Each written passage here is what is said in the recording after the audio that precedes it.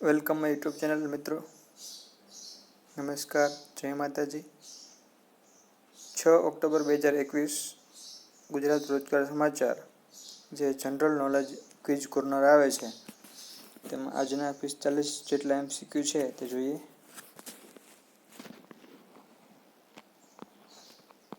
પ્રથમ પ્રશ્ન છે, ભારતની સ્થાપત્ય કલાના સંદર્ભમાં નીચેનામાંથી કયા વિધાન એટલે કે કયું વિધાન સત્ય છે? તો કે આ બધા વિધાન સત્ય છે. તો ક્યાં જોઈ લઈએ ભારતની સ્થાપત્ય કલાના સંદર્ભમાં. તો કે ગોળ શિખરો અને સ્તંભ વિનાના ખંડો એ ઉત્તર ભારતના મંદિરોની લાક્ષણિકતા છે. તો કે ઉત્તર ભારત છે એની મંદિરની લાક્ષણિકતા કેવી? તો કે ગોળ શિખરો હોય છે અને સ્તંભ વિનાના ખંડ હોય છે.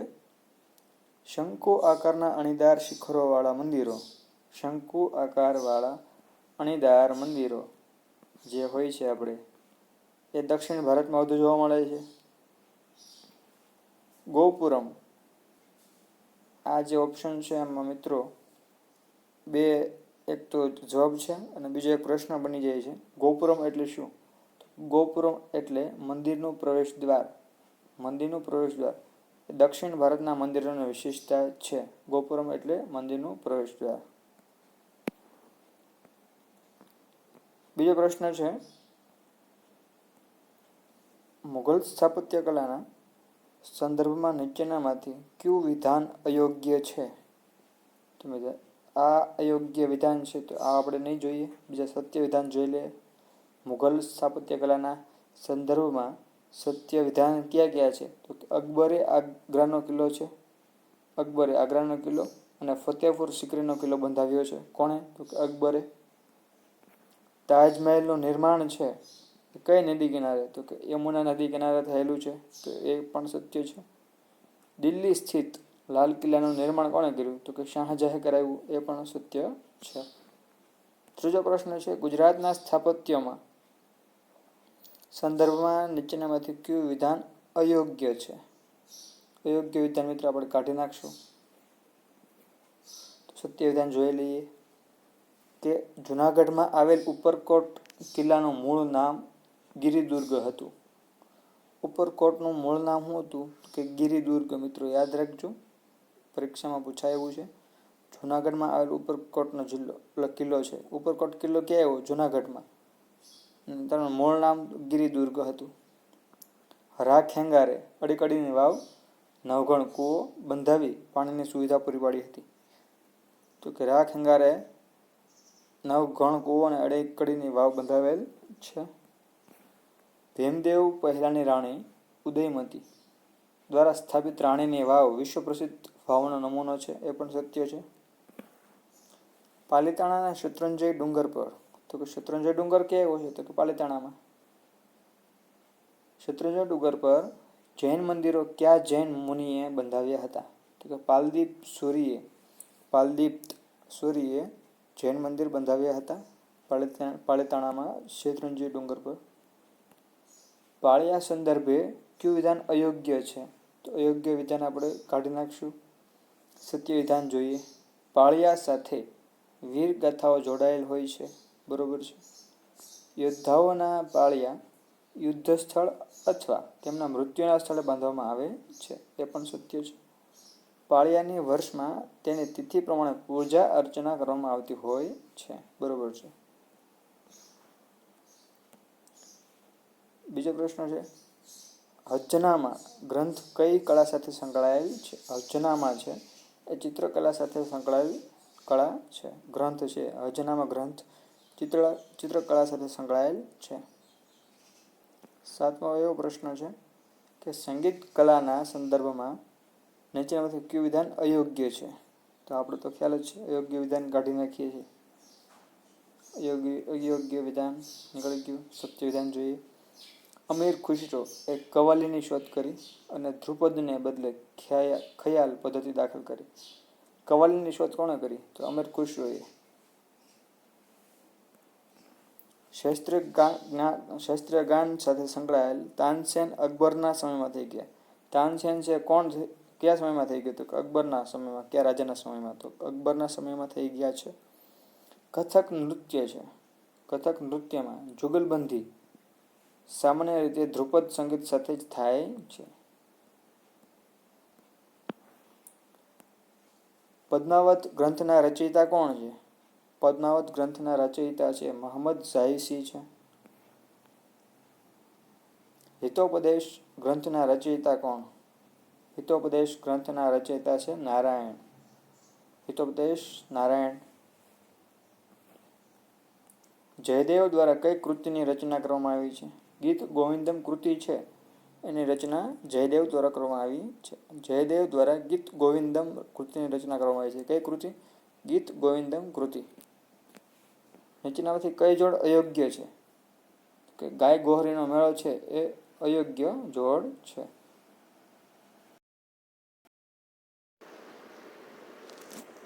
તો યોગ્ય જોડ જોઈએ. પ્રથમ છે ગોળ ગધેડાનો મેળો છે જેસાવાડા અને દાહોદમાં આવે છે. ચિત્ર વિચિત્રનો મેળો છે ગુણભાખરી. ગુણભાખરી ક્યાં આવેલું છે? સાબરકાંઠા. સાબરકાંઠામાં ગુણભાખરી ખાતે ચિત્ર વિચિત્રનો મેળો ભરાય છે. તો કવાંટનો મેળો ક્યાં ભરાય છે? કવાંટનો મેળો મિત્રો આપણે જે છોટાઉદેપુર જિલ્લાની માહિતી આપી છે તેમાં આપેલું છે કે કવાંટનો મેળો છે છોટાઉદેપુર ખાતે ભરાય છે. નેક્સ્ટ પ્રશ્ન છે ભક્તિયુગ સંદર્ભ કયું વિધાન યોગ્ય છે?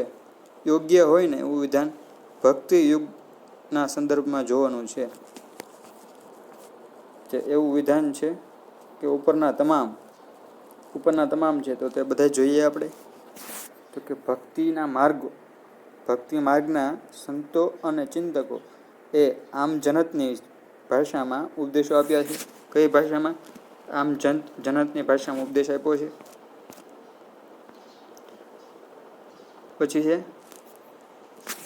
અલવાર સંતો છે. અલવાર સંતો વૈષ્ણવ ધર્મના હતા. વૈષ્ણવ હતા. અલવાર સંતો છે એ વૈષ્ણવ હતા. અને નૈનાર સંતો છે એ કેવા હતા? તો કે શૈવ હતા.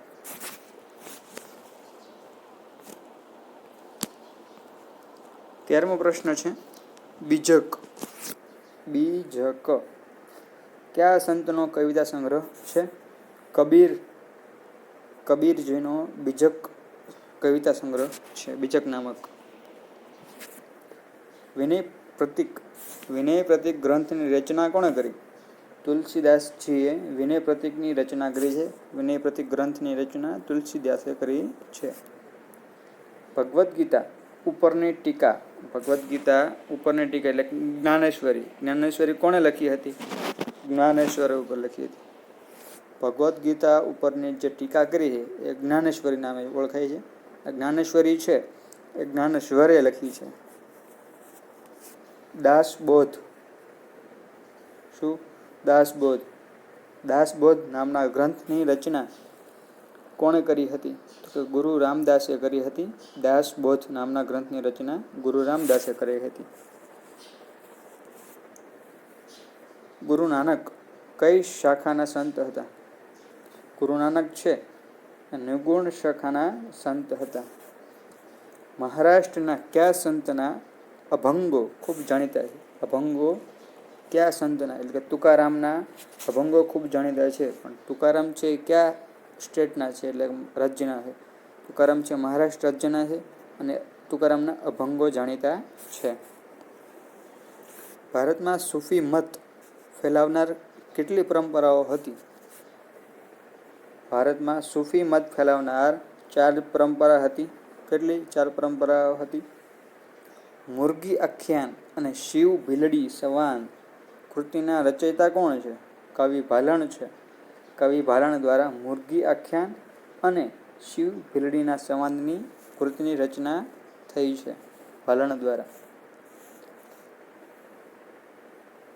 તમિલમાં પોંગલનો અર્થ શું થાય છે? તમિલમાં પોંગલનો અર્થ મિત્રો પોંગલ એટલે ઘઉં થાય છે પણ આમાં ઉકાળું શબ્દ આપ્યો એક મિસ્ટેક લાગે છે.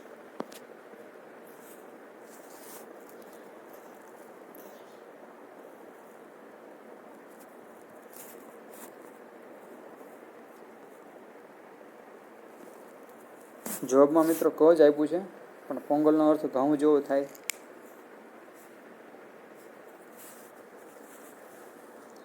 ઓણમ તહેવાર સંબંધિત કયું વિધાન અયોગ્ય છે?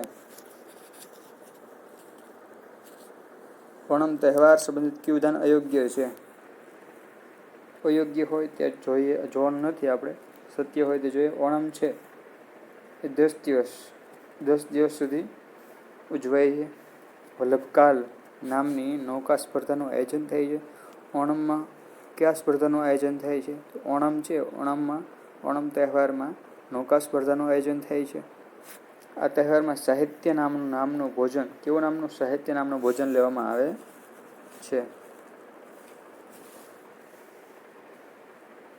પતેતી તહેવાર સંબંધિત કયું વિધાન અયોગ્ય છે? અયોગ્ય બીજું છે તો આપણે ત્યાં નહીં જોઈએ, તો સત્ય જોઈએ. પારસી વર્ષમાં છેલ્લા 5 દિવસો ધાર્મિક પર્વ તરીકે ઉજવાય છે. પારસી જે વર્ષ હોય એના છેલ્લા 5 એટલે કે 365 દિવસ આવે ને, એમાં છેલ્લા 5 દિવસ હોય તે ધાર્મિક પર્વ તરીકે ઉજવાય છે. સત્ય છે. નવા પારસી વર્ષનો પ્રારંભ એટલે પ્રથમ દિવસ નવરોજ તરીકે ઉજવાય છે. પતેતીના દિવસે 11 જઈ અવેસ્તાના પ્રાર્થના ગ્રંથમાં દર્શાવેલા પસ્તાવા માટે પ્રાર્થના કરે છે.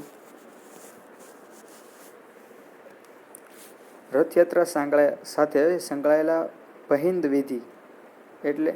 રથયાત્રા સાથે સંકળાયેલ પહિંદ વિધિ એટલે સોનાના સાવરણાથી રથની આગળનો રસ્તો સાફ કરવો. મિત્રો, આ પ્રશ્ન અગત્યનો છે, ઘણી એક્ઝામમાં પૂછાઈ ગયેલો છે.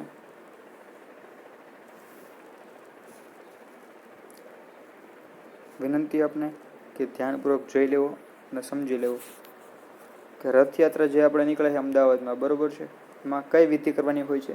પહિંદ વિધિ કરવાની હોય છે. પહિંદ વિધિ. તેમાં રથ છે જે રસ્તે ચાલે છે તે રસ્તામાં વાળવાનું કામ હોય છે, તો કે સોનાના સાવરણથી તે રસ્તો સાફ કરવાનો હોય છે. એવી વિધિ છે, એને કહેવાય પહિંદ વિધિ. અભિનય દર્પણ નામના ગ્રંથના રચયિતા કોણ? અભિનય દર્પણ નામના ગ્રંથના રચયિતા છે નંદિકેશ્વર. કોણ છે? નંદિકેશ્વર છે. અભિનય દર્પણ. હોયસળેશ્વરનું મંદિર કઈ શૈલીમાં નિર્માણ પામેલું છે? હોયસળેશ્વર વેસર શૈલીમાં નિર્માણ પામેલું છે. ફૂલ ફોર્મ છે NMP. યોજનાનું પૂરું નામ જણાવો. તો કે national monetisation pipeline. National monetisation pipeline NMP નું પૂરું નામ છે. કેન્દ્રીય નાણામંત્રી શ્રી નિર્મલા સીતારામન દ્વારા સ્માર્ટ બેન્કિંગ માટે કયો પ્રોગ્રામ લોન્ચ કરવામાં આવ્યો હતો? કે EASE એટલે કે એસ પ્રોગ્રામ લોન્ચ કરવામાં આવ્યો, બરોબર છે, કે 2 કે 4 લોન્ચ કરવામાં આવ્યો છે? કે 4 લોન્ચ કરવામાં આવ્યો છે. મિત્રો, forum of the election management bodies of south એશિયાની 11મી વાર્ષિક બેઠકનો નિયમ જણાવો. ચૂંટણીમાં ટેકનોલોજીનો ઉપયોગ એ વિષય છે. 11મી વાર્ષિક બેઠકનો નિયમ છે ચૂંટણીઓમાં ટેકનોલોજીનો ઉપયોગ. 30મો પ્રશ્ન જોઈએ. ઓગસ્ટ માસમાં કયા મંત્રાલય દ્વારા આઇકોનિકની ઉજવણી કરવામાં આવી? માહિતી પ્રસારણ દ્વારા ઓગસ્ટ માસમાં એટલે કે 8મા મહિનામાં આઇકોનિકની ઉજવણી કરવામાં આવી હતી. પ્રધાનમંત્રી શ્રમ પુરસ્કાર યોજના અંતર્ગત 2018 માટે ગુજરાતના કેટલા વ્યક્તિઓએ શ્રમશ્રી પુરસ્કાર મળ્યા? તો કે 2 વ્યક્તિઓને મળેલા છે. પ્રધાનમંત્રી શ્રમ પુરસ્કારની વિવિધ શ્રેણીઓમાં નીચેનામાંથી કઈ શ્રેણીનો સમાવેશ થતો નથી? તો શ્રમ ગૌરવનો સમાવેશ થતો નથી. કોનો સમાવેશ થાય છે તે જોઈએ. તો કે શ્રમ રત્નનો સમાવેશ થાય છે. શ્રમ પુરસ્કારની જે વિવિધ શ્રેણી છે, શ્રમ રત્નનો સમાવેશ થાય છે, શ્રમ ભૂષણનો સમાવેશ થાય છે અને શ્રમશ્રીનો સમાવેશ થાય છે. 33મો પ્રશ્ન છે, ગુજરાતના કેટલા પોલીસ કર્મી અધિકારીઓને વર્ષ 2021 માટે તપાસમાં ઉત્કૃષ્ટ કામગીરી બદલ કેન્દ્રીય ગૃહમંત્રીનો ચંદ્રક એનાયત થયો છે? 6 જેટલા પોલીસ કર્મીને એનાયત થયો છે. કાકોરી ટ્રેન ષડયંત્રનું નામ બદલીને શું કરવામાં આવ્યું છે? કાકોરી ટ્રેન કાર્યવાહી. કાકોરી ટ્રેન કેસમાં ક્રાંતિકારીઓના વકીલ કોણ હતા? ક્રાંતિકારીના વકીલ છે ગોવિંદ વલ્લભ પંત હતા. ગોવિંદ વલ્લભ પંત. નેક્સ્ટ પ્રશ્ન છે, મેકેદાતુ વિવાદ કયા બે રાજ્યો વચ્ચેનો વિવાદ છે? મેકેદાતુ વિવાદ છે એ તમિલનાડુ અને કર્ણાટક વચ્ચેનો વિવાદ છે. મેકેદાતુ એટલે કે ત અને ખ, તમિલનાડુ અને કર્ણાટક વચ્ચેનો વિવાદ કયો છે? મેકેદાતુ એ તમિલનાડુ અને કર્ણાટક વચ્ચેનો વિવાદ છે. મેકેદાતુ છે એ પરિયોજના કઈ નદી પર આવેલી છે? મેકેદાતુ પરિયોજના છે એ કાવેરી નદી ઉપર આવેલી છે. ક્યાં? કાવેરી નદી ઉપર આવેલી છે. અને કાવેરી નદી છે તમિલનાડુ અને કર્ણાટકમાંથી પસાર થતી હોવી જોઈએ, તો જ વિવાદ થાય. બરોબર છે. માલાબાર. માલાબાર એટલે મોપલા વિદ્રોહના તાજેતરમાં કેટલા વર્ષ પૂર્ણ થયા? તો 100 જેટલા વર્ષ પૂર્ણ થયા છે મિત્રો. યોગ આસન અને પ્રાણાયામ. યોગ આસન અને પ્રાણાયામ દ્વારા સ્વાસ્થ્યની સુખાકારી માટે ભારત સરકારના આયુષ મંત્રાલય દ્વારા કઈ એપ લોન્ચ કરવામાં આવી છે? A break, N break, B K Y? Y break. Yoga break કહી શકાય. Y break. તાજેતરમાં અવસાન પામેલ સૈયદ શાહિદ હકીમ. તાજેતરમાં અવસાન પામેલ કોણ છે? સૈયદ શાહિદ હકીમ કઈ રમત સાથે સંકળાયેલા હતા? સૈયદ શાહિદ હકીમ છે એ ફૂટબોલ રમત સાથે સંકળાયેલા હતા. કઈ રમત સાથે? ફૂટબોલ સાથે સંકળાયેલા હતા મિત્રો. આ પ્રશ્ન પૂછાય, ઘણા પ્રશ્ન પૂછાય. તાજેતરમાં નિધન પામેલું છે તે વ્યક્તિ કઈ રમત સાથે સંકળાયેલા છે, કાં તેની ભાષા કેવી છે, એવા બધા ઘણા પ્રશ્ન પૂછાય છે. કે સૈયદ શાહિદ હકીમ છે એ ફૂટબોલ રમત સાથે સંકળાયેલ હતા. ટોક્યો પેરાલિમ્પિક છે, ટોક્યો પેરાઓલિમ્પિક છે એમાં 2020માં ભાગ લેનાર ભાવિના પટેલ છે. ભાવિના પટેલ કઈ રમત સાથે સંકળાયેલ છે? ભાવિના પટેલ છે ટેબલ ટેનિસ સાથે સંકળાયેલ છે. ટેબલ ટેનિસ રમત સાથે સંકળાયેલ કોણ છે? ભાવિના પટેલ. અને ટોક્યો પેરાઓલિમ્પિકમાં 2020માં ભાગ લેનાર છે. કયો મેડલ જીત્યો છે? તો કે સિલ્વર. ક્યાંના વતની છે? તો કે મહેસાણા વડનગર, જે આપણે મોદી સાહેબનું ગામ છે, વડનગરના વતની છે. ભારત દ્વારા કયા દેશમાં સલમા ડેમ અને શહતત ડેમ બાંધવામાં આવ્યા છે? અફઘાનિસ્તાન. ભારત દ્વારા બીજા દેશમાં ડેમ બાંધવામાં આવ્યો હોય તો કે અફઘાનિસ્તાન દેશમાં બાંધવામાં આવેલા છે. તો કે તેના નામ શું છે? તો સલમા ડેમ અને શહતત ડેમ છે ભારત દ્વારા બીજા દેશમાં એટલે કે અફઘાનિસ્તાનમાં ડેમ બાંધવામાં આવેલા છે. કઈ સંસ્થા દ્વારા શીશાયુક્ત પેટ્રોલના ઉપયોગ પર પ્રતિબંધ મૂકવામાં આવ્યો છે? કઈ સંસ્થા દ્વારા? યુએનઈપી દ્વારા શીશાયુક્ત પેટ્રોલનો ઉપયોગ પ્રતિબંધ મૂકવામાં આવ્યો છે. છેલ્લો પ્રશ્ન છે, ગ્લોબલ વોર્મિંગને કારણે આર્કટિકનો બરફનો મોટો ભાગ પીગળી ગયો છે, તેનું નામ જણાવો. આ પ્રશ્ન મિત્રો પૂછાયો છે કે ગ્લોબલ વોર્મિંગનો ને કારણે આર્કટિકનો બરફનો મોટો ભાગ છે એ પીગળી ગયો છે, તો એનું નામ શું છે? એનું નામ છે લાસ્ટ આઈસ એરિયા. આઈસ એટલે બરફ, એરિયા તો તમને ખબર જ છે, લાસ્ટ આઈસ એરિયા. લાસ્ટ આઈસનો આઈ અને એરિયાનો એ, આ પણ પૂછે છે કે લીએ.